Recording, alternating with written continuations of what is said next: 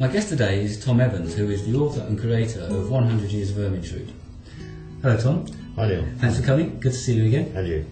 Now, where did the idea for 100 Years of Ermintrude come from? Well, nearly a year ago, I met a lovely lady called Truman, who is a designer of conventional books, and she was looking for a new angle for her business.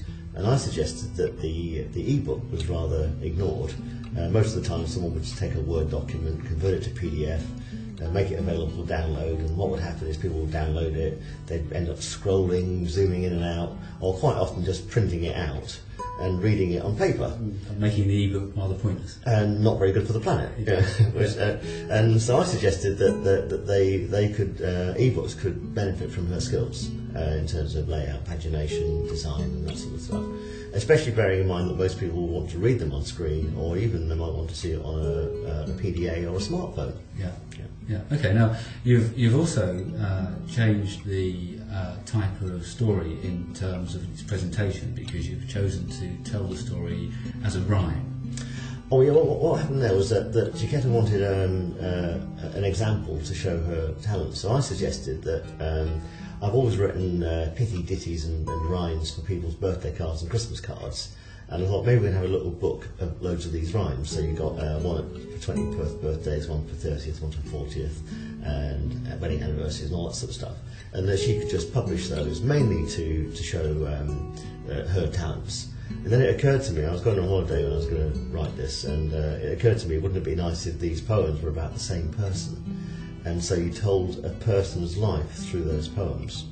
And of course the poem is short, it's something that you can get a lot of evocative feelings into, and people can read it quickly, so it's designed for the internet.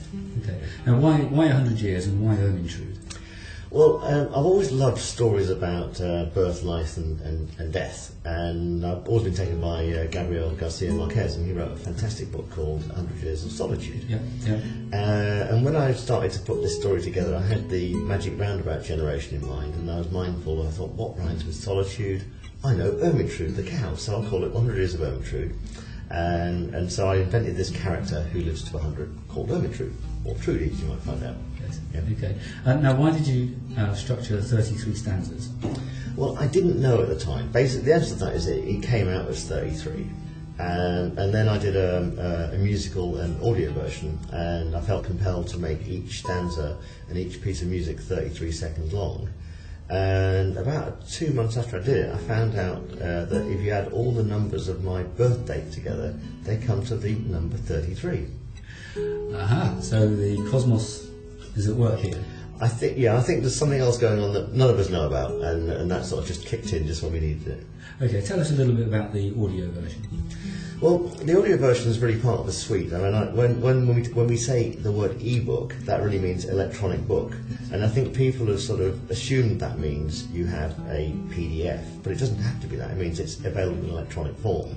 So no matter how someone wants to experience the book, whether they want to watch it as people will do now, or they want to hear it on an iPod, or perhaps they're differently able, so maybe they don't have all their senses intact, then I'd want to show that any piece of literature can be delivered in any format. Right, okay, so it's a multimedia approach. Exactly.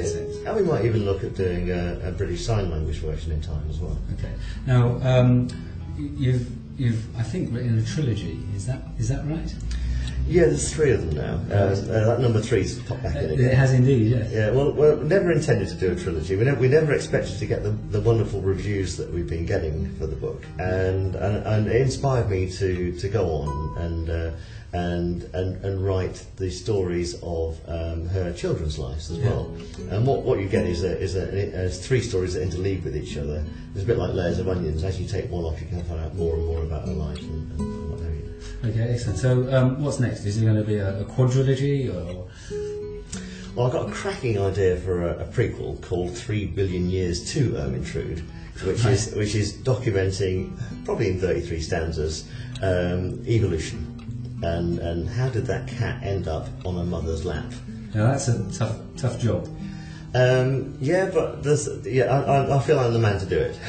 I look forward to reading that version and seeing that one. Now, Well, I think you've also started writing, you're halfway through writing a novel, a book of some sort. That's right, yeah. Just before I met Chiquetta, I was sort of about 2/3 of the way through a novel. I've sort of broken off to do the Ermintrude trilogy, and now I'm back onto that one again. And that's before I do any prequels or whatever, I'd like to finish that off now. Okay, what's the book about? Can you give us a sneak preview or an idea of what the book's about? Yeah, well, basically, I've got a huge pile of books on cosmology and consciousness and evolution and all sort of stuff, and I feel like they said they buy The Brief History of Time by Stephen Hawkins, and they get 2 chapters through and all this sort of stuff.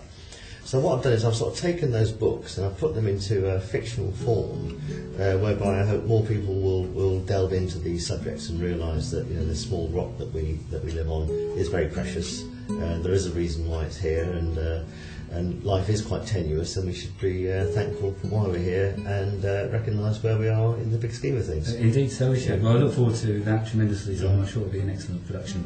And I hope you enjoy 100 Years of Ermintrude. Enjoy. 100 Years of Ermintrude, a life in 33 stanzas. Written by Tom Evans.